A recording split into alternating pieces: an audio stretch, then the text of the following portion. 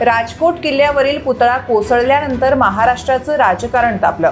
विरोधकांनी याच गोष्टीचं भांडवल करत सत्ताधाऱ्यांना अनेकदा कोंडीत पकडण्याचा प्रयत्न केला। सत्ताधाऱ्यांविरोधात आंदोलनही करण्यात आलं। महाराष्ट्राचं वातावरण तापलेलं असताना आता केंद्रीय मंत्री नितीन गडकरींनी कोसळलेल्या पुतळ्याबाबत मोठं विधान केलं आहे। सिंधुदुर्गातील राजकोट किल्ल्यावरील छत्रपती शिवाजी महाराजांचा पुतळा तयार करताना त्यामध्ये स्टेनलेस स्टीलचा वापर झाला असता तर तो पुतळा पडला नसता, असं केंद्रीय मंत्री नितीन गडकरी यांनी म्हटलं आहे। समुद्र किनाऱ्याच्या परिसरात कोणतीही बांधकाम करताना त्यामध्ये स्टेनलेस स्टीलचा वापर होणं गरजेचं आहे, कारण स्टेनलेस स्टीलला गंज लागत नाही, असं नितीन गडकरी यांनी सांगितलं। ते मंगळवारी दिल्लीतील एका कार्यक्रमात बोलत होते। समुद्र किनाऱ्याच्या परिसरात बांधण्यात येणाऱ्या उड्डाण पुलांसाठी स्टेनलेस स्टीलचा वापर करण्यात यावा, यासाठी मी गेल्या 3 वर्षापासून सातत्याने प्रयत्न करत आहे।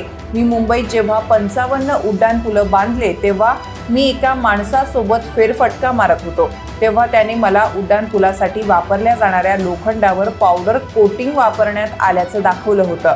या पावडर कोटिंगमुळे लोखंड गंजणार नाही असा दावा त्याने केला होता। मात्र नंतरच्या काळात मुंबईतील उड्डाण पुलांसाठी वापरण्यात आलेल्या लोखंडाला गंज लागला।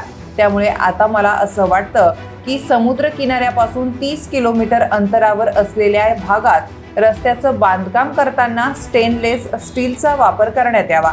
राजकोट किल्ल्यावरील शिवाजी महाराजांच्या पुतळ्याची उभारणी करतानाही स्टेनलेस स्टील वापरलं असतं तर हा पुतळा पडला नसता, असं नितीन गडकरी यांनी म्हटलंय। भारतीय नौदलामार्फत राजकोट किल्ल्यावर शिवाजी महाराजांच्या 28 फुटी ब्रासच्या पुतळ्याची उभारणी करण्यात आली होती। हा पुतळा जयदीप आपटे या शिल्पकाराने उभारला होता।